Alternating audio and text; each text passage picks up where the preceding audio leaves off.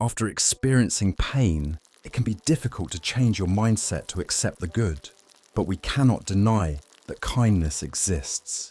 Kind people exist, and a gentle, peaceful life is absolutely possible if you allow it to come into your life. So be gentle with yourself. Love yourself more. Do what you love. More enjoy this world with more positivity. Tonight, we come to the story of you will never have to suffer again. Come sit next to me. Leave your comments below. What was the last thing that stopped the pain you experienced, and how did you overcome it? Like this video if you have overcome your old self. Subscribe for more silent revolutions like this. And now, take a breath. Here we go. What if the pain was not here to punish you, but to introduce you to yourself? There's a kind of silence that wraps around you after someone leaves. Not the peaceful kind, the echoing kind. The kind where you open your mouth to speak and realize there's no one listening anymore. Ella sat on the edge of her bed staring at the dent on the pillow beside her. Her partner had left 3 weeks ago. No big fight, no betrayal. Just a quiet "I don't feel it anymore," followed by the slow motion of him packing his toothbrush like it wasn't the end of a world. When she came to see me, she didn't ask how to move on. That wasn't her vocabulary. She asked softly, "Am I permanently broken now?" It's a question I've heard more often than people might think. Not, "How do I feel better, but am I damaged goods now?" It reveals a deeper wound than heartbreak. It suggests that pain has not only knocked, but taken up residence. That it's changed your shape. Maybe even taken your name. I didn't rush to answer her. I never do. Sometimes the space between sentences is where healing finds its first breath. You see, pain shows up in our lives like an unexpected guest. Loud, uninvited, messy. It doesn't knock politely. It crashes through your plans and rearranges the furniture. But here's the part most of us miss. Pain always carries a question. It never arrives empty-handed. Its question is not "why you?" That's your ego speaking. The real question is softer. Now that everything familiar is gone, who are you going to become? Ella and I began with simple things. Breathing, grounding, touching the present moment like you touch the surface of a still lake, gently with reverence. I asked her not to tell me the story of her relationship just yet. Instead, I asked her to describe the feeling of waking up. The first 5 minutes of the morning before memory floods in. She said it feels like free fall. That's when I told her the truth. No one had ever said to her out loud, where pain begins is not where it ends. It's just the place you met the edge of who you thought you were. Pain cracks the shell of our identities.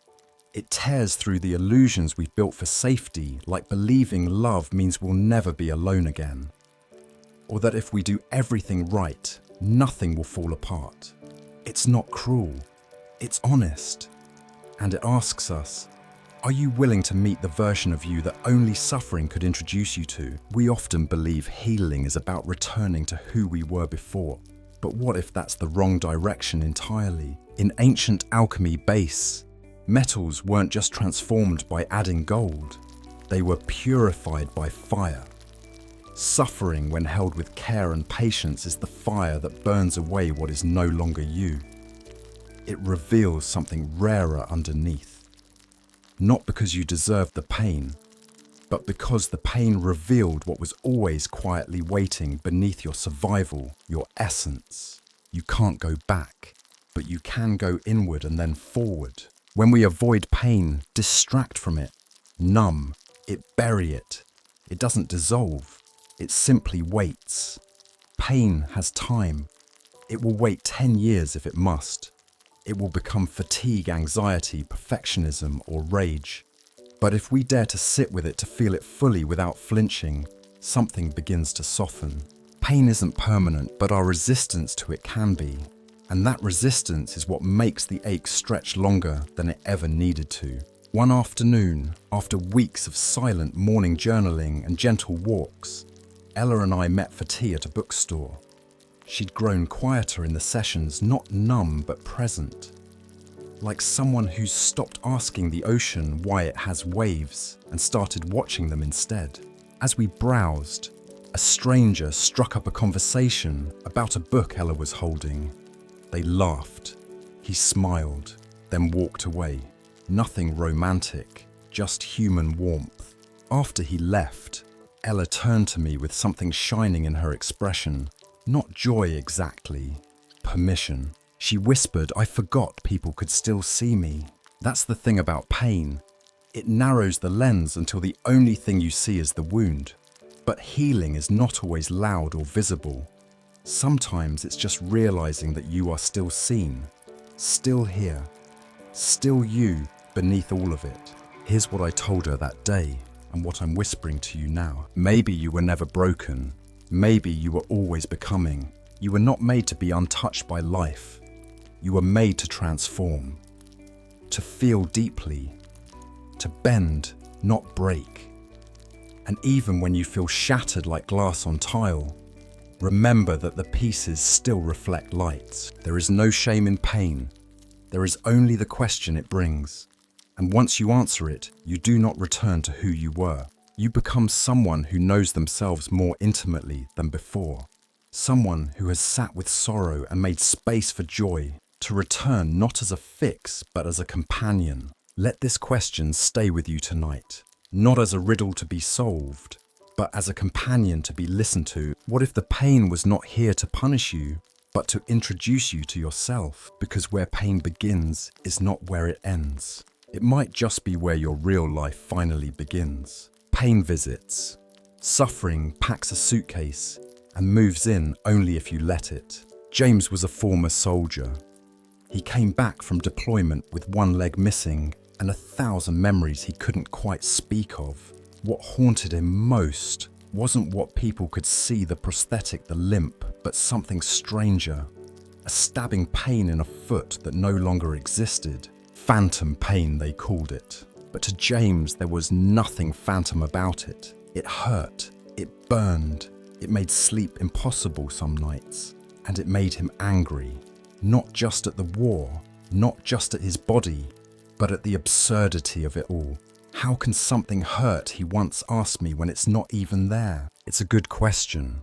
But sometimes the real question is not why it hurts. It's how we carry it. There's a parable from the Buddha that I often share in rooms like this. A man is shot with an arrow. It pierces him deeply and of course he feels pain. But then instead of removing the arrow and seeking healing, he begins asking, who shot me? Why me? Was the arrow poisoned? Is it personal? Will I ever be the same again? And while he's spinning in those questions, he fires a second arrow into himself. This one made of thoughts, of judgment, of fear. The first arrow was pain. The second arrow was suffering. James had been living with the second arrow for years. He believed the pain was punishment, that he deserved it somehow, that his fate was fixed and his peace was permanently revoked. But here's the truth. Pain is inevitable. Suffering is not. Most people think suffering is automatic, that if something hurts, we have to feel bad about it, to spiral, to grieve, to lose ourselves. But here's a radical thought. What if we've been trained by culture, by parents, by media to equate pain with identity? We don't just say I'm hurting, we say I am a broken person. We don't say I feel sorrow, we say I am a depressed person. In doing so, we sign a silent contract. As long as this pain exists, I must suffer endlessly. I must stay here. I must wear it as my name. But healing starts when you recognize this. You did not choose the first arrow, but you have full agency over whether you pick up the second. So how do we stop at one arrow? The answer isn't to numb pain. It isn't to force positivity. It's not about good vibes only or pretending nothing hurts. To feel the pain fully, but not build a house inside of it. When James and I worked together, we started small. He wanted techniques to erase the pain, but I told him we'd try something different. We wouldn't fight it, we'd witness it. We did breath work, Mindful body scans. We welcomed the pain as a visitor, not as a roommate. And so slowly, something strange happened. The pain didn't vanish, but the suffering began to loosen. The second arrow, unneeded, began to fall. One morning, James came into our session early. He looked different, not healed, but still. I had a rough night, he said. Pain was back. Bad. I nodded, bracing myself for the familiar spiral. But he continued. I remembered what you said about the second arrow, so I tried just breathing through it. I didn't curse my body. I didn't fight. I just lay there and breathed. He paused, looking down at his hand, and for the first time, I think I suffered less. That moment may seem small, but it's everything. Suffering doesn't leave in a thunderclap. It leaves in quiet mornings where you choose not to tell the same old story to yourself, where you choose to feel but not attach. Imagine you're standing in a storm. It's raining, windy, uncomfortable. That's pain. But now imagine standing in that storm shouting at the sky, "Why me? This shouldn't be happening. I hate this. I'll never be dry again." That's suffering. One resists. One allows. You can still hold an umbrella. You can seek shelter. But you no longer believe the storm is proof that you are cursed, broken, or unworthy of peace. You realize it's just weather. Pain comes. Pain goes. But your relationship to it, that's your domain. When was the last time you suffered not because something truly awful was happening, but because you couldn't let go of a thought about it, a grudge, a prediction, a what if? It's okay, we've all done it. But the invitation now is not to judge yourself. It's to notice, because every time you do, the second arrow loses its aim. James still feels pain some days, but he tells me it's different now. I used to think it was punishment, he said. Now I think it's just part of being alive. He no longer adds stories to his sensations.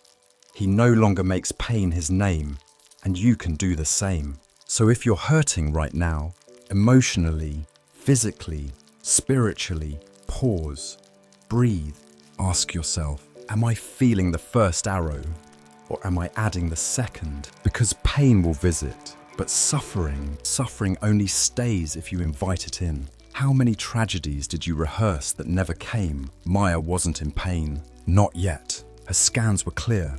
Her doctor was calm. Her blood work, her pressure, her heartbeat, all fine. But every morning she woke up with dread in her chest. Her first conscious thought wasn't about breakfast or sunlight or the softness of her sheets. It was, what if today is the day the bad thing happens? You could say Maya lived with anxiety, but that word didn't quite capture it. What she lived with was anticipated sorrow. She didn't cry for the pain that had happened. She cried for the pain she was sure would. Every little sensation in her body became a sign. A twitch in the temple brain tumor, a sore throat, something worse. A skipped heartbeat, the beginning of the end. It was as if her mind had turned into a weatherman predicting storm clouds on a perfectly sunny day. And what made it crueler still is that she was intelligent enough to know it. She knew the fear wasn't rational. She just didn't know how to turn it off. When Maya came to me, she didn't want medication. She tried that. She didn't want breathing exercises. She tried those too. What she wanted was something simple. Can you help me trust the moment I'm in? Because her suffering didn't come from reality. It came from rehearsal.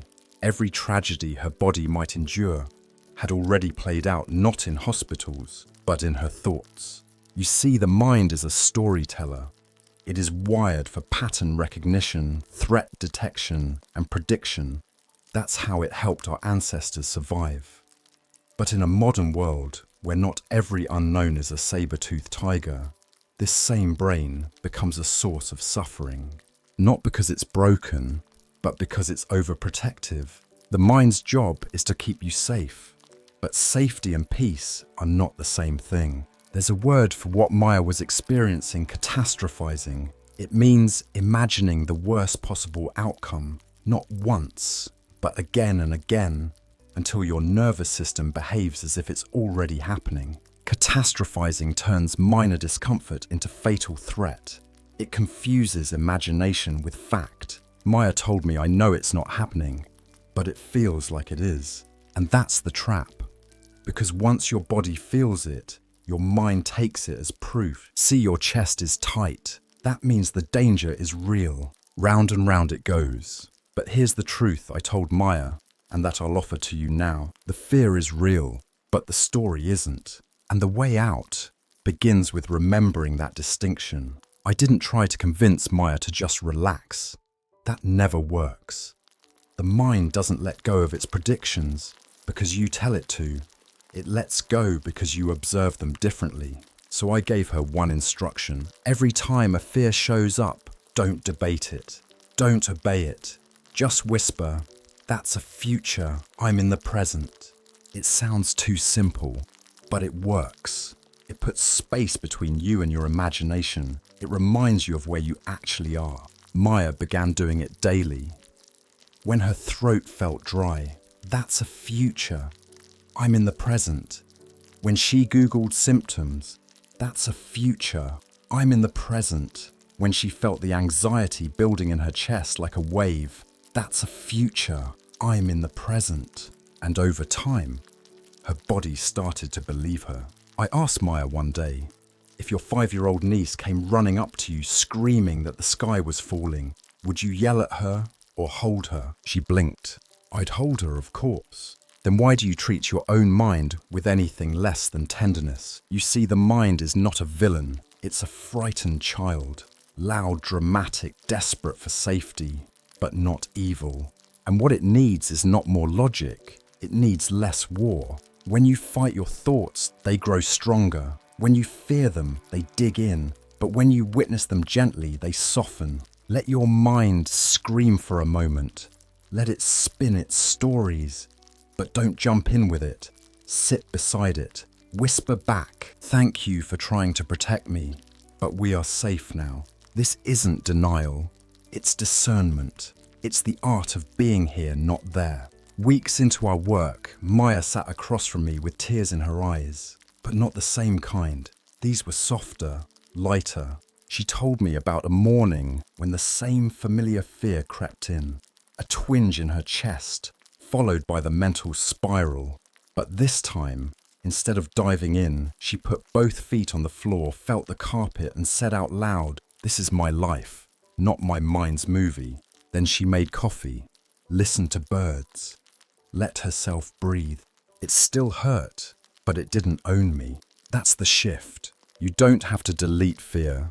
You just have to stop hiring it as your narrator. So let me ask you, how many tragedies have you rehearsed that never came? And how many present moments did you miss while mentally surviving a future that didn't exist? It's not your fault. Your brain is doing its best. But your peace doesn't belong to a hypothetical. It belongs to this breath, this chair, this sky. You can visit tomorrow, but don't live there. Maya still has anxious thoughts. She probably always will. But now she meets them with a smile instead of a sword, because she knows the mind will try to protect her even from shadows. And now, instead of believing every thought she asks, "Is this pain or just a prediction?" that question has become her doorway back to now, and it can be yours too. So the next time your mind spins a horror story, pause, breathe, and remember, that's a future. I'm in the present, because the mind may forecast sorrow, but you don't have to live under its sky. Do you love them, or do you just hate being in pain? Ethan thought he was in love. He said it to his friends, to his therapist, to himself. He repeated it like a shield against the thing he didn't want to see. "She's complicated," he'd say, "but I get her, and she gets me. She didn't get him." She belittled his wins, disappeared when he needed support, threw emotional grenades just when things were starting to feel safe. Then when he tried to walk away, she would soften just enough to pull him back in. It wasn't love. It was relief. Relief from loneliness, from the ache of abandonment, from the quiet belief that no one else would want him. And so he stayed. When Ethan came to me, He looked tired in a way no sleep could fix. "I know this relationship isn't good for me," he admitted. "But when I think about leaving, I feel like I can't breathe." That's the paradox. We stay in places that hurt us, not because we enjoy the pain, but because it's familiar. For Ethan, the chaos felt oddly safe. It mirrored the unpredictability of his childhood. A mother who loved him deeply, but disappeared emotionally when she was overwhelmed. He had learned without realizing it that love feels like waiting, like hoping, like trying to earn someone's presence. So now in adulthood, when someone gave him breadcrumbs, he mistook it for a feast, not because he was weak, but because his nervous system recognized the pattern. Here's a truth that many people resist. Love is not always what feels intense. Sometimes what we call love is just unprocessed pain dressed up as passion. There's a term in psychology, trauma bonding. It refers to the strong emotional attachment formed with someone who is both a source of comfort and distress. The highs are high, the lows are unbearable, but the unpredictability keeps you hooked. Ethan wasn't addicted to her. He was addicted to relief from the pain she caused. That's not love. That's a loop, and it can feel almost impossible to break until you begin to see it for what it is. I asked Ethan one day, "Can you describe a moment when you felt peace with her? Not excitement, not passion, just peace." He paused, thought for a long time, then said, "When she's about to leave me and then changes her mind. That moment when she says, 'I'm not going anywhere.' That's when I feel calm." "That's not peace," I said. "That's withdrawal ending, like a drug." Pain relief relationships give you tiny moments of release, just enough to make you crave more. But love that's real, it doesn't give you peace as a reward for surviving chaos. It is peace, quiet, simple, not always dramatic, but deeply safe. Why do we confuse love and pain so easily? Because the brain is not built for logic, it's built for survival. Unresolved wounds from childhood neglect, inconsistency, conditional affection create neural maps. And when adult relationships mirror that pain, your brain lights up with recognition. This feels like home. It's not nostalgia, it's pattern recognition. And it makes you cling not because you're needy, but because your brain is saying, if we can survive this again, maybe we'll finally be okay. But you don't have to keep rehearsing the same hurt to prove your worth. One evening, Ethan told me they had another fight. She disappeared again, blocked him, and then texted him 3 days later, "I miss you. Come over." He almost did, but he didn't. Instead, he asked himself a new question, one we had practiced in our sessions. Do I love her? Or do I just hate being in pain? When you start asking that question honestly, everything changes. Ethan realized that most of his yearning wasn't for her, it was for who he thought he could be in her presence. Worthy, chosen, enough. But that had never really been hers to give. It had always been his own wound asking for attention. And that night he didn't text back. Healing from this kind of bond isn't glamorous. It's not marked by epiphanies and fireworks. It's marked by silence, emptiness, a grief for something you never really had. Ethan cried the next session, not because he missed her, but because he had finally chosen himself. He said, "It hurts, but it's a clean kind of hurt. That's the kind of pain you can grow from. The kind that says this chapter is ending. You don't need to relive it anymore." It's not about learning to hate them. It's about learning to stop abandoning yourself just to be chosen. So I'll ask you now, is the person you're holding on to bringing you love or just relief from a deeper ache inside? It's okay to not know right away. It's okay to stay a little longer than you should. But the moment you start questioning the difference between love and survival, the healing has already begun. Love doesn't demand your exhaustion. It doesn't come wrapped in confusion, followed by apology, followed by silence. Love doesn't ask you to shrink, or guess, or prove. Love says, "I choose you even on quiet days. I'm still here even when nothing's dramatic. You are enough without performing pain. So if you've mistaken relief for love, you're not broken. You were just trying to feel safe. But now you know better. And knowing is the beginning of freedom. Do you love them? Or do you just hate being in pain? It's not an easy question, but it might be the one that sets you free. Who suffers more, the one who hurt you or the one who never lets it go? Clara had not spoken to her father in over 18 years. She had learned to live around the memory of him, like someone learning to walk with a limp. She never said his name. She skipped weddings and family gatherings if he might be there. And yet, even in his absence, he was everywhere. He had left when she was 10. Not just emotionally, he physically disappeared. One day, he was her bedtime storyteller, and the next, he was a ghost. Her mother told her vague things about needing space and adult decisions, but it didn't matter. For Clara, the story became simple. He left. I wasn't enough to make him stay. Years passed. Clara built a good life, a respectable career, a circle of friends. But when she came to see me, it wasn't about the past. It was about a dream. He keeps showing up, she said, in my sleep. He's not doing anything, just standing in the doorway, watching me. I asked her how she felt in the dream. Not angry, she said slowly. Just tired. Tired, that was the key. Anger burns hot, but grief wears you down like a slow drip on stone. She wasn't asking for reconciliation. She wasn't even sure if he was still alive. But she said with tears in her eyes, I don't want to carry him anymore. Let's say this clearly. Forgiveness is not approval. It is not forgetting. It is not reopening the door. Forgiveness is simply this. You stop carrying the wound. It doesn't mean they deserve it. It doesn't mean you're ready to speak.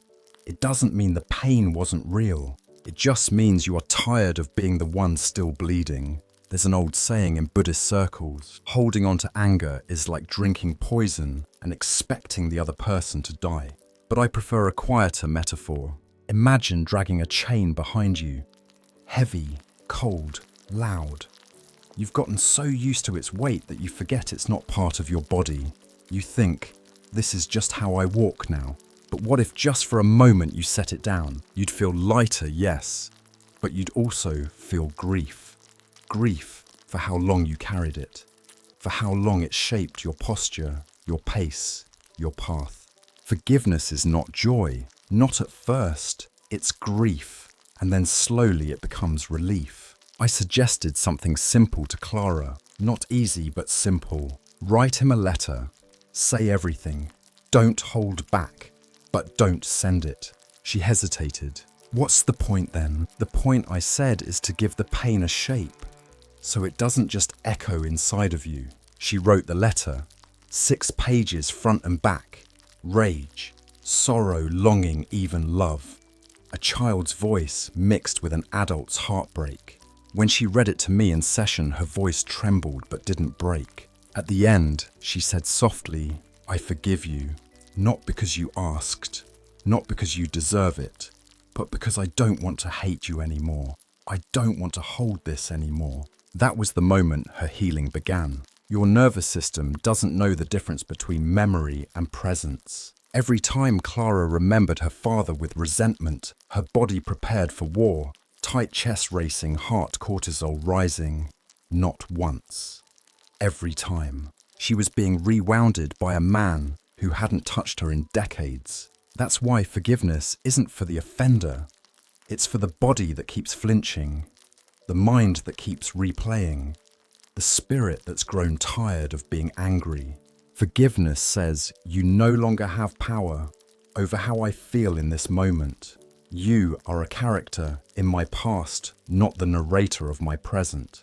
A month later, Clara came in with a strange look on her face. Not peaceful, not happy, but quiet. She said, I think I'm done hating him. I asked what changed. I saw a father holding his little girl in the park, and instead of getting angry, I just felt sad. Then the sadness passed. That's what forgiveness looks like. Not fireworks, not closure, just sadness. and then stillness. She no longer needed revenge, or apology, or justice. She had reclaimed something far more valuable: her energy, her mind, her peace. Who are you still carrying? Maybe it's not a parent. Maybe it's a friend who betrayed you, a partner who ghosted you, a sibling who forgot your birthday for the third year in a row. It doesn't matter what they did. It matters what they're still doing inside you. So ask yourself this: am I punishing them or punishing myself by keeping this alive? And if the answer hurts, let that be the beginning of release. Forgiveness doesn't mean you weren't hurt. It means you are ready to stop suffering because of it. It doesn't mean letting them back in. It means you stepping out of the cell you built for two and realizing they never stayed there with you. So if someone's name still makes your stomach twist, if a memory still steals your breath, pause, breathe, and whisper to yourself, I'm ready to be free, even if they never say sorry. Because forgiveness isn't a gift you give to them. It's the one thing you give yourself that no one else can. If your pain could speak, would it tell your story or ask you to write a new one? Noah had survived something most people never even speak about. He'd lost his younger brother in a car accident. The tragedy wasn't the story. The guilt was. You see, Noah had been driving.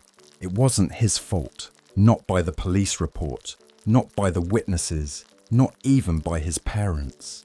A drunk driver ran a red light and hit them at full speed. But facts don't always make it to the part of the brain where shame lives.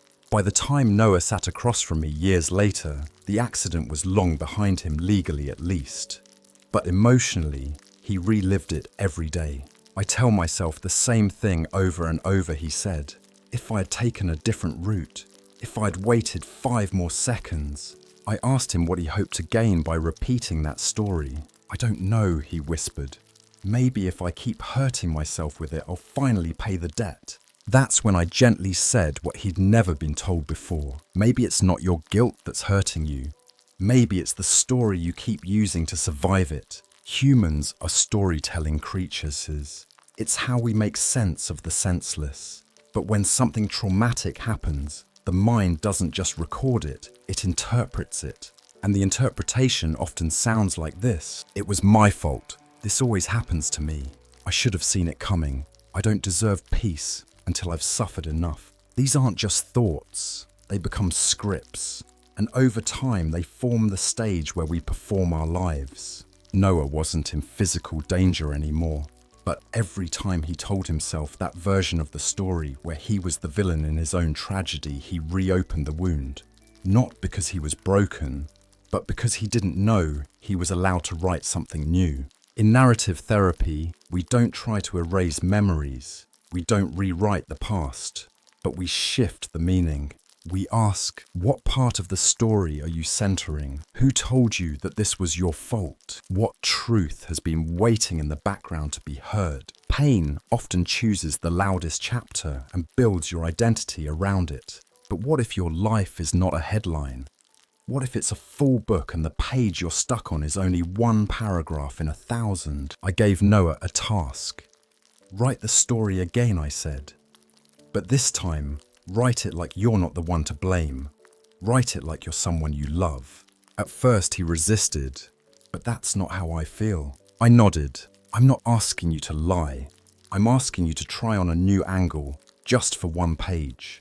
He returned the next week with a new version. In this one, Noah was a boy who tried his best, who followed every traffic law, who couldn't have predicted the other driver, who held his brother's hand and whispered, I'm here until the ambulance came. This time, Noah didn't cry from guilt. He cried because for once the story felt kind. Your nervous system isn't logical. It just responds to repetition. If you tell yourself every day that you're worthless, undeserving, or broken, your body will believe it. Your muscles will tighten. Your sleep will suffer. Your breath will become shallow. But if you start telling a different story, not delusion, but compassion, something changes. The mind says, wait, are we safe now? Are we allowed to feel okay? Yes, you are. Because freedom doesn't begin with facts, it begins with language. A few weeks later, Noah told me something surprising. I saw a kid riding his bike down the street, and I thought of my brother. But for the first time, I smiled. What changed? I asked. He shrugged. I think I stopped trying to make the pain go away. I just let it be part of me, not all of me. That's what rewriting the story does. It doesn't erase the loss. It makes room for joy beside it. It says I remember, and I still choose to live. What story are you still telling yourself? That you're unlovable because of who left? That you're a failure because something ended? That you're broken because someone else broke a promise? What if that's just a story, not the truth? And what if your pain, if given a voice, would whisper, "Stop using me to hurt yourself. I've done enough." You are not the moment that shattered you. You are the one picking up the pieces and choosing what shape they become. The stories we tell ourselves don't just shape our memories, they shape our future. So if you want to stop suffering, start here. Name the story. Question the script. Rewrite it with compassion. Let it end where it needs to, not where your guilt demanded it should. Noah didn't stop grieving. He stopped believing that grief was punishment. And in that shift, he finally felt something he hadn't in years. Peace. If your pain could speak, would it tell your story? Or ask you to write a new one? Maybe today is the day you pick up the pen. If no one understood your peace, would you still protect it? Sophie used to be unstoppable. She was the kind of woman people described as a force.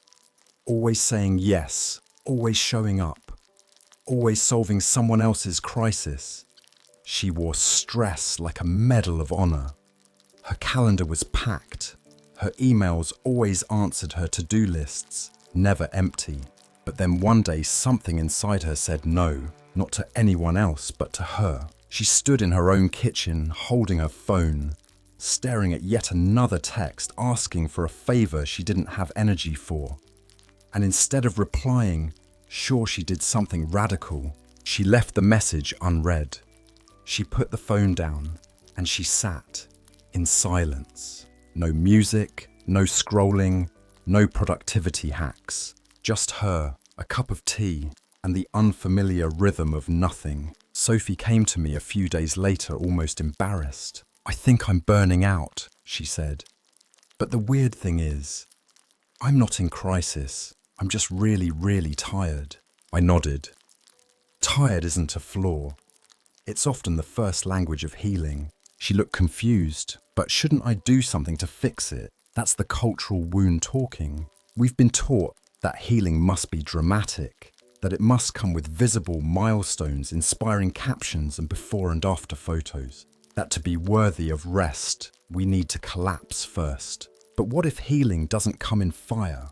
What if it comes in quiet? What if healing looks like saying no without explaining, resting without guilt, enjoying a slow day with no productivity, letting go of people without needing a speech? Would you still honor it? Even if no one clapped? Real healing is often invisible. It's not a TED talk. It's not a sunrise yoga pose with a quote underneath. It's not the thing people praise you for. Real healing happens in these soft, forgettable moments. When you close your laptop and go outside, even though the task is unfinished. When you walk away from a fight because you value your nervous system more than being right. When you choose not to pick up the phone for someone who only calls when they need something. These aren't exciting, they won't go viral, but they are revolutionary. Because every time you protect your peace without applause, you teach your body that you matter even in silence. A few weeks into our work together, Sophie told me something surprising. "I've been sitting in silence every morning," she said, "just for 10 minutes. No goals, no affirmations, just breathing." I smiled. "What does it feel like?" She thought about it. "At first it felt useless," she admitted, "like I was wasting time. But now, it feels like I'm rebuilding something that was never allowed to exist." That's the thing about burnout. It doesn't just come from doing too much. It comes from believing your worth is based on being seen, doing too much. And when you step away from that treadmill, your ego panics, but your soul breathes. There's a biological reason why many people struggle with rest. The nervous system has adapted to chaos as a baseline. If you've lived your life in overdrive emotionally, mentally, relationally, then stillness feels unsafe, foreign, like something's missing. But nothing's missing. You're just detoxing from applause addiction. Because the applause, whether external from others or internal from your own self-worth system, has been the only proof you believed in. When that stops, your healing begins. Quietly. In the background. Like a wound that closes while you sleep. I warned Sophie early on, don't expect celebration when you start protecting your energy. People liked the old her. The always available, always fixing, always explaining her. But healing often means disappointing the version of you that made everyone else comfortable. And so when she said no to a last-minute meeting, people talked. When she skipped a friend's party to stay home and read, they asked if she was okay. When she took a break from social media, her inbox filled with concern. But slowly her body stopped flinching. Her jaw unclenched. Her mornings became sacred. She felt maybe for the first time that her life was hers again. Not because she announced it, because she lived it.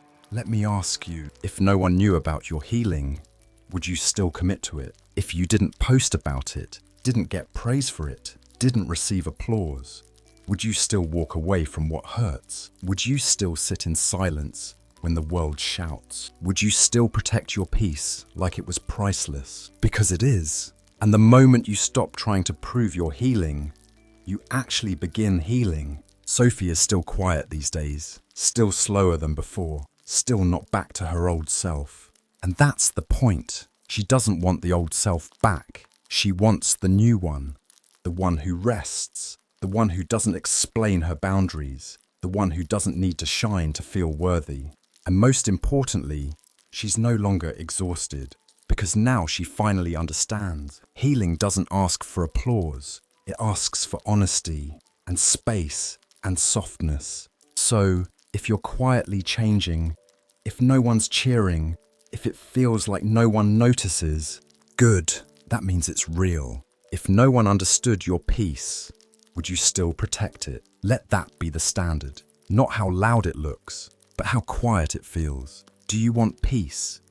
Or do you just want what's familiar? Daniel didn't think of himself as someone who suffered. He was a high achiever on paper at least. His resume looked like success. His Instagram looked like joy. His apartment was spotless and his to-do list was always checked off. But in session, he was restless. Not in a fidgety way, but in a spiritual way. As if his soul had been pacing for years and no one had noticed. I don't know what's wrong with me, he said. When things are going well, I feel itchy, like something's missing, like I'm waiting for the sky to fall. He paused, then looked at me carefully. Is that anxiety? Or am I addicted to something I don't understand? I didn't answer right away, because what he asked was not only honest, it was rare, and more people should be asking it. Here's a strange truth. Some people, maybe you, maybe me, maybe Daniel, have lived with suffering for so long that peace feels threatening. Why? Because chaos, heartbreak, self-doubt, they're familiar. You've rehearsed them. You know the texture, the temperature, the timing. But peace is foreign, and what's foreign can feel unsafe. Daniel had grown up in a home where calm never lasted, where joy was brief and punishment was swift, where quiet didn't mean safety, it meant something bad was coming. So when he felt peace as an adult, his nervous system panicked. It said, "This doesn't feel right. Something must be wrong. Start fixing, start running, start suffering." And so he did. Not on purpose, not consciously, but because pain had become his baseline.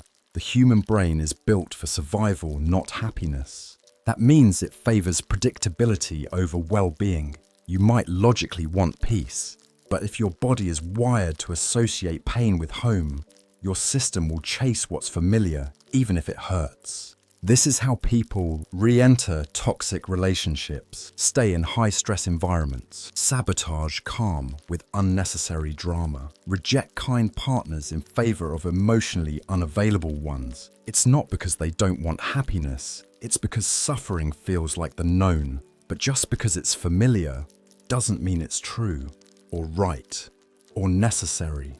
One day, Daniel told me about a relationship he had just ended. She was amazing, he said, kind, patient, stable, but I couldn't relax around her. I kept picking fights.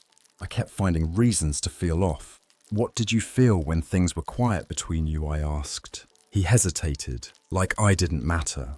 That was it. He had mistaken adrenaline for connection.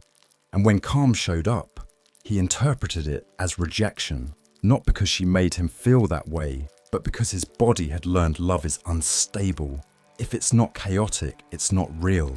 This isn't just emotional, it's neurological. Every time we experience stress, our brain floods with chemicals like cortisol and adrenaline. These become habitual. Our nervous system begins to expect them, even crave them. So when things are going smoothly, your body might unconsciously trigger a problem just to feel normal again. This is how suffering becomes addictive, not because you enjoy it, but because your body associates it with identity. If I'm not struggling, who am I?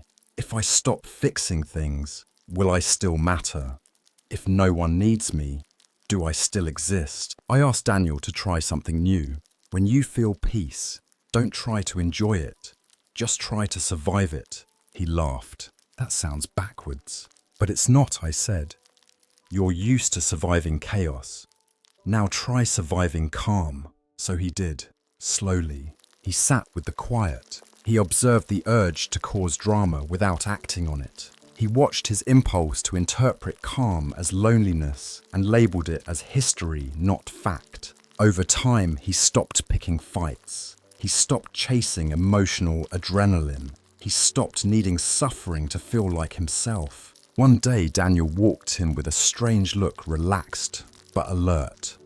A kind of quiet that doesn't come from exhaustion, but from presence. I went on a walk last night, he said, and nothing happened. No music, no thoughts, just footsteps. And I didn't feel empty. That's peace, I said. No, he corrected me. That's peacefulness. I think I used to confuse the two. He was right. Suffering is loud. It demands attention. Peacefulness is subtle. It just is. And when you've lived in pain long enough, that stillness can feel like a void. But eventually, if you stay long enough, you realize it's not a void, it's freedom. Let me ask you something. When things feel calm, do you reach for peace or do you recreate pain? Do you pick fights to feel alive? Do you doubt joy because it feels temporary?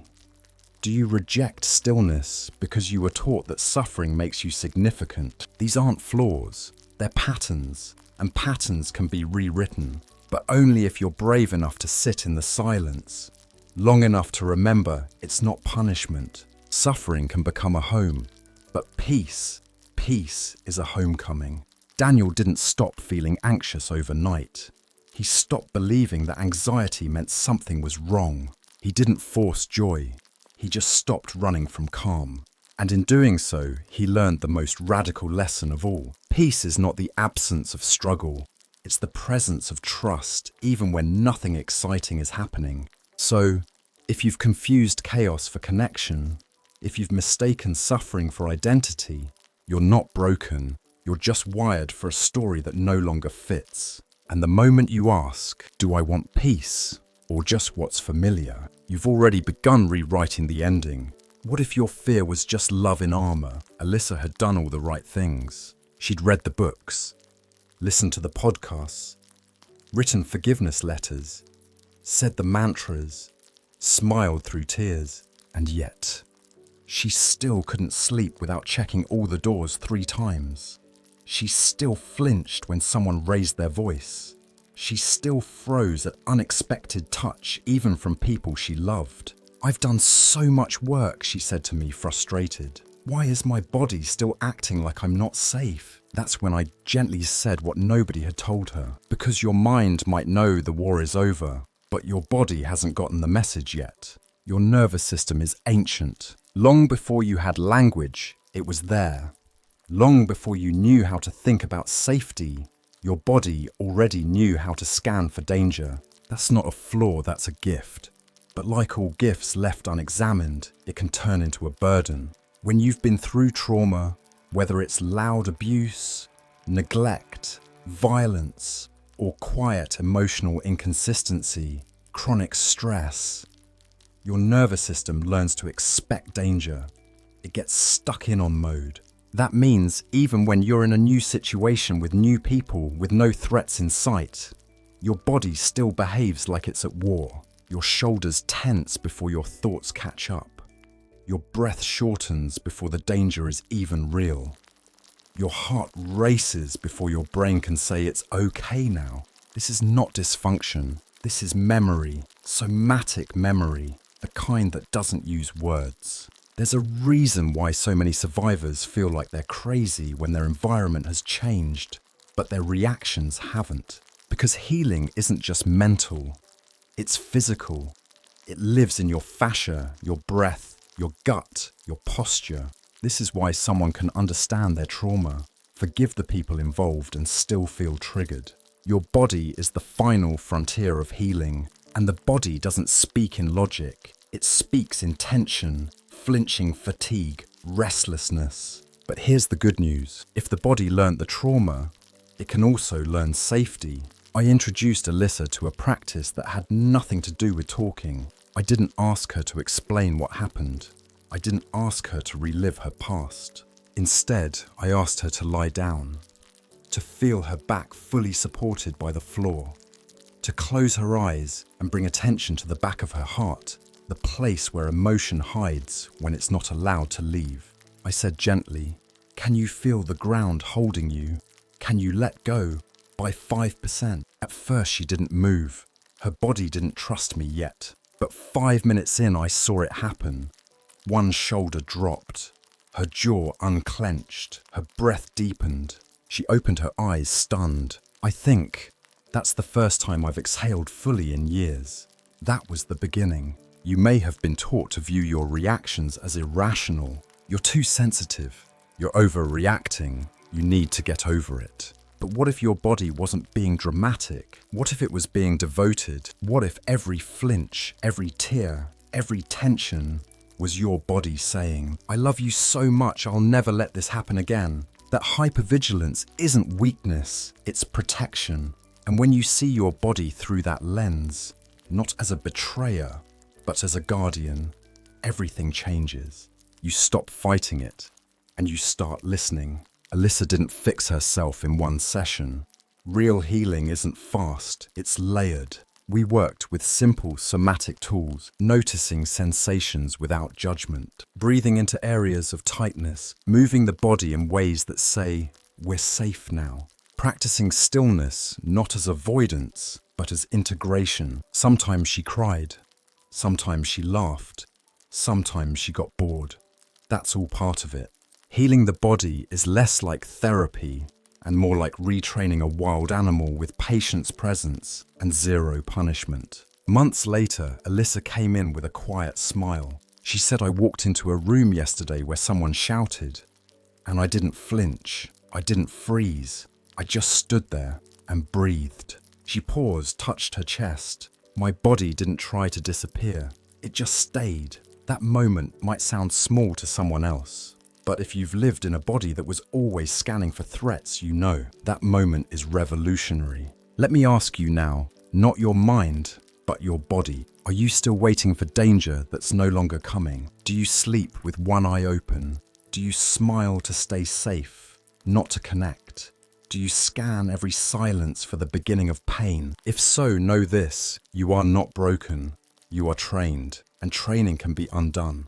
The body remembers, but it doesn't have to live in the past. You can rewrite its language. You can teach it softness. You can introduce it to safety, not in theory, but in sensation. That's what Alyssa did, not by erasing her story, but by inviting her body to experience a new ending, one where the door stays shut, one where the scream never comes, one where the breath moves freely and the heart stays open. So if you're still jumping at shadows, pause. Place your hand on your chest and whisper, "We're not there anymore. You can rest now." Because healing doesn't mean forgetting. It means your body learns that it survived. What if your fear was just love in armor? And what if it's finally safe to take it off? Do you want answers or do you want your life back? When Marcus came to see me, he carried a phone like a fragile promise. Not because he was waiting for a call, but because he was waiting for a reply that would never come. 3 months earlier, his partner of 5 years had ended their relationship with a single sentence and complete silence after. One text, no explanation, no conversation, no goodbye. Marcus didn't rage, he didn't spiral, he just froze. And every day since he checked that last message, reread their final conversation, imagined dozens of different responses he could send. If only he knew what he was responding to. I just want to understand why he said to me one afternoon, eyes hollow, "If I could just talk to her one more time." I let him sit in the silence that followed. And then I asked gently, "If she told you, why would it really help? Or are you hoping that her reasons will hurt less than her absence?" We've been told a lie. That closure is something two people give each other, that it only arrives through a conversation, that it must be mutual to be real. But here's the truth. Closure is not a shared moment. It is a private decision. You don't need their permission to move forward. You don't need their words to rewrite your piece. You don't need their version of the story to validate your ending. You only need the courage to stop waiting at a door that they've locked from the other side. One of the most painful things in life is not being left. It's being left without clarity. The mind is a meaning-making machine. It searches for patterns, explanations, proof that we were enough or that we mattered.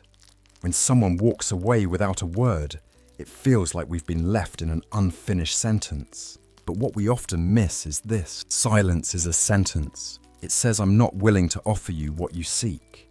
It says, "I choose distance over dialogue." It may not be the answer you wanted, but it is still an answer. And sometimes the kindest thing you can do for yourself is stop pretending it isn't. As part of his healing, I asked Marcus to write her a letter, not to send, not to beg, just to get the words out of his head and onto the page. He came back the next week with 3 letters. One was angry, one was full of longing, and one simply said, "I forgive you, but I'm done waiting." That last one wasn't for her, it was for him. The moment he read it out loud, something shifted. His shoulders softened, his voice slowed. His face, for the first time in months, seemed less haunted. That's what closure looks like. Not fireworks, not apology, but choosing your own final sentence. The human brain craves resolution.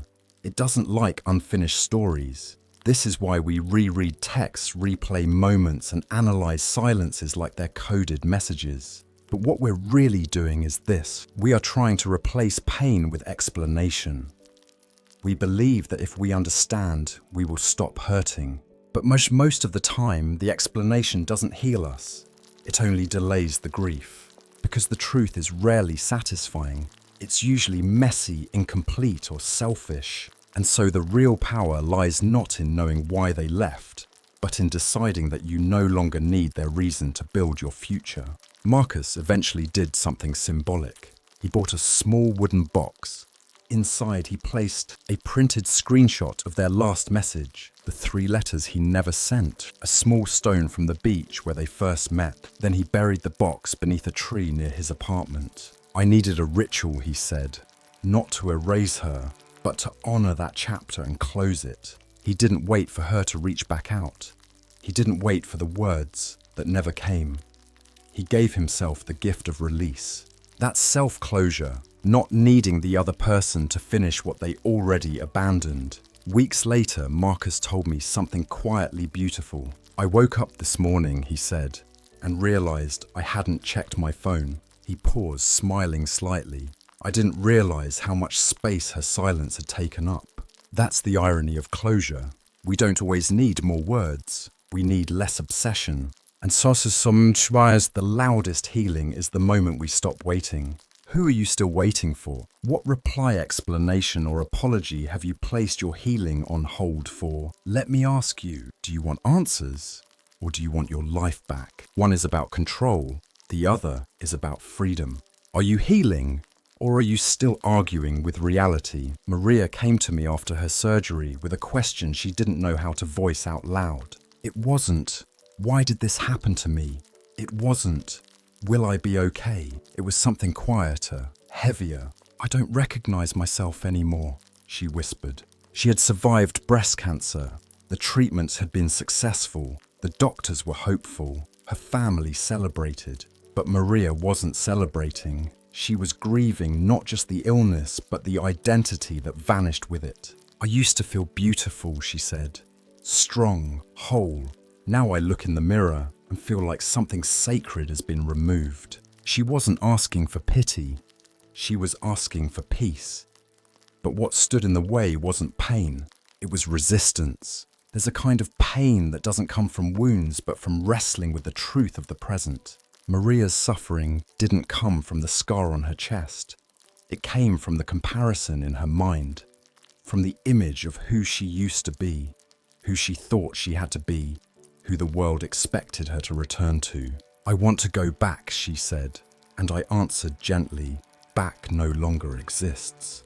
Not because she couldn't rebuild, but because healing doesn't mean returning, it means becoming. The Buddha once said, pain is what the world does to you. Suffering is what you do to yourself. That may sound harsh, but it's also liberating. You can't stop pain from visiting, but you can stop resisting its presence. You see, suffering is often born from insistence. This shouldn't have happened. I should be over this by now. My life was better before. This isn't fair. These thoughts sound rational, but what they really are is resistance in disguise. The more we push against reality, the more exhausted we become. The more we reject what is, the longer we stay stuck in what was. With Maria, we didn't focus on fixing the way she saw her body. We focused on helping her make space for the version of her that had survived. I guided her through a practice one morning. We sat in silence. I invited her to place her hand gently, curiously on the scar she hated. Don't change it. Don't explain it. Just feel what it means to touch the truth of your body as it is now. She cried not from grief, but from surrender. Not because it was over, but because she finally stopped fighting what had already happened. That was the first moment her suffering began to loosen. Our minds are storytellers. They're built to predict, to fix, to evaluate. When something interrupts the story, a loss, a diagnosis, a betrayal, the mind doesn't say, okay, let's start again. It says, this shouldn't be happening. And then it tries to undo the past with thought loops, regret, fantasy. But the body knows, the moment knows, the truth knows. And until the mind joins the body in the present, we suffer. Not because of what happened, but because of how long we try to unhappen it. Weeks later, Maria returned with a different posture.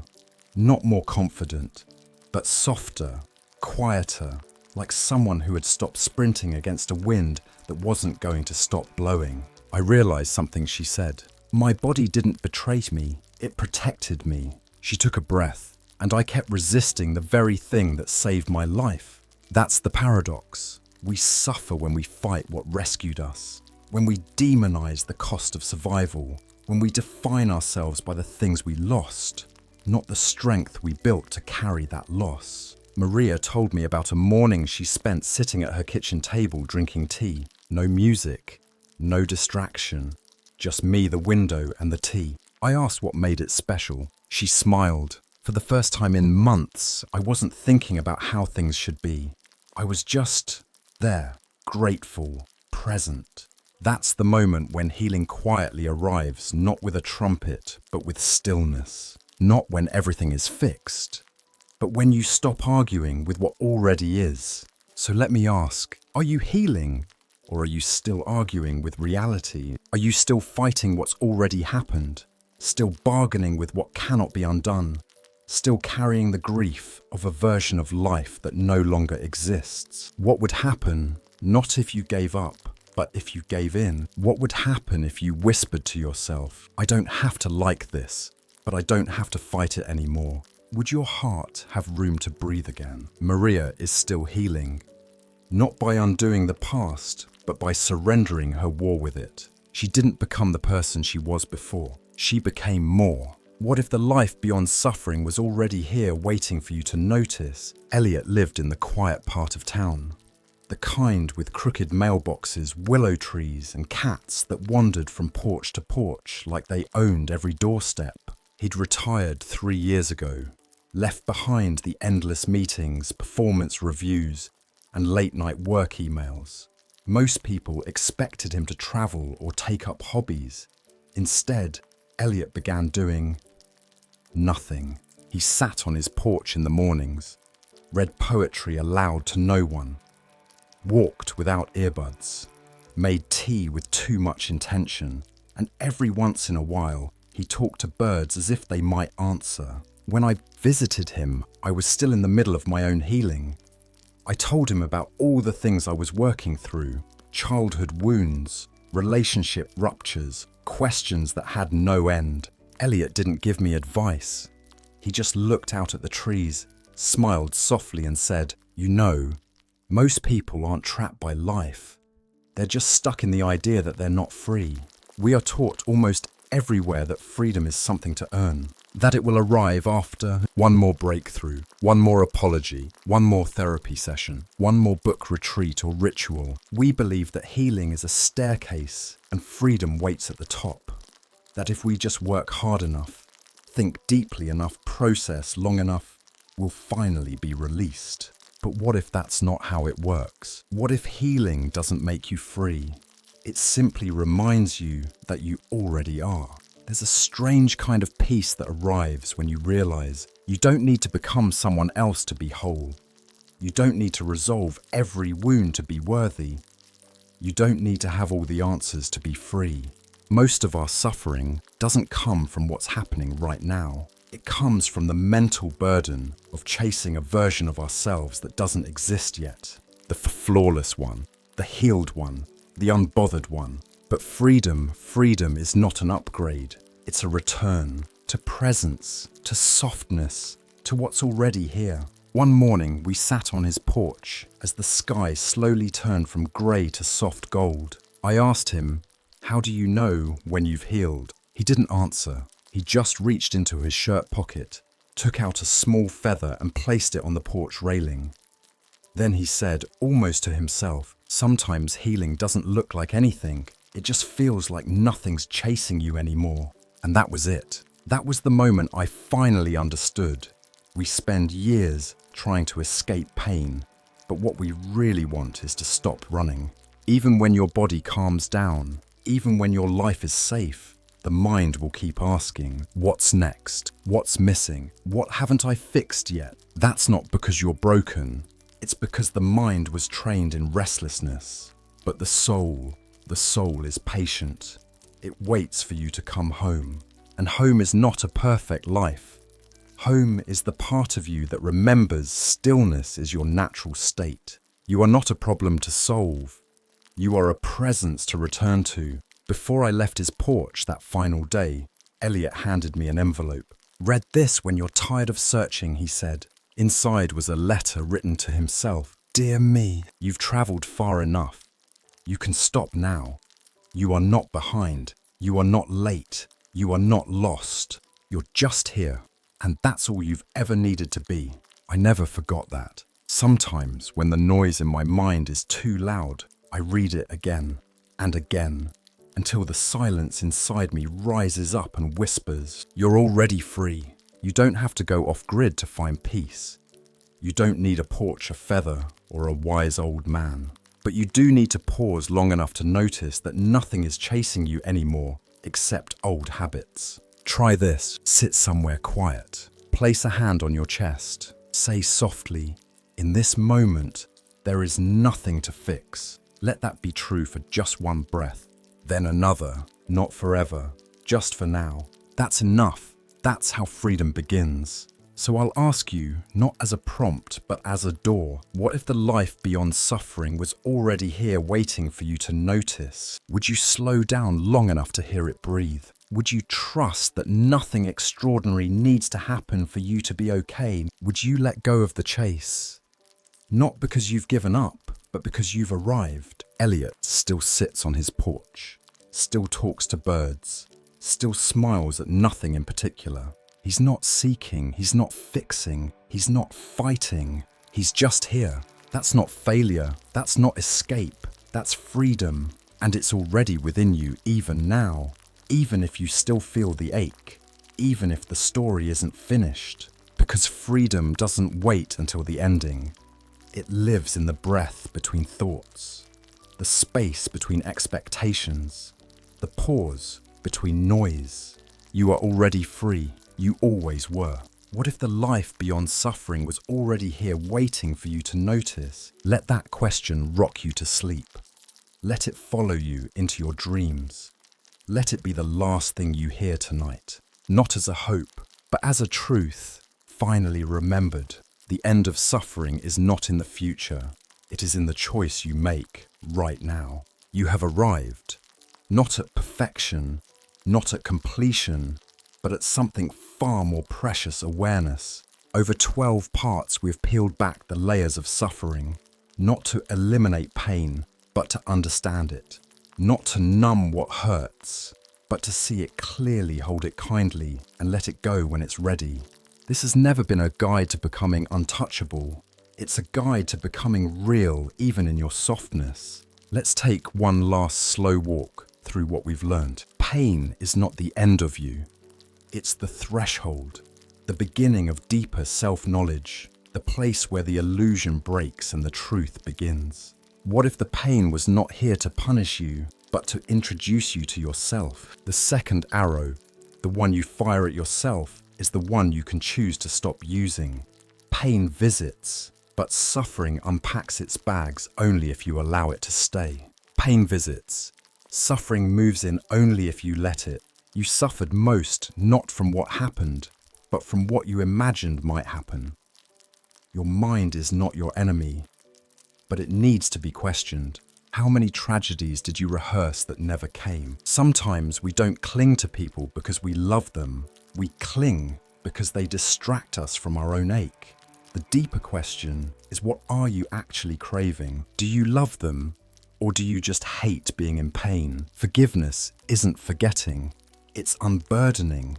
It's not for them, it's for the version of you still holding the weight. Who suffers more, the one who hurt you, or the one who never lets it go? You are not the story. You are the storyteller. You can keep narrating your pain, or begin a new chapter with softness. If your pain could speak, would it tell your story, or ask you to write a new one? Real growth isn't loud. It's not shared online. It's not dramatic. It's in the unseen moments you choose yourself without asking for permission. If no one understood your peace, would you still protect it? Chaos can feel like home, but familiarity isn't love, and adrenaline isn't connection. You can choose peace even if it feels unfamiliar at first. Do you want peace, or do you just want what's familiar? Your body holds more history than your mind can articulate. But even trauma-laced nerves can learn a new language: safety, stillness, softness. What if your fear was just love in armor? You don't need their final word to begin again.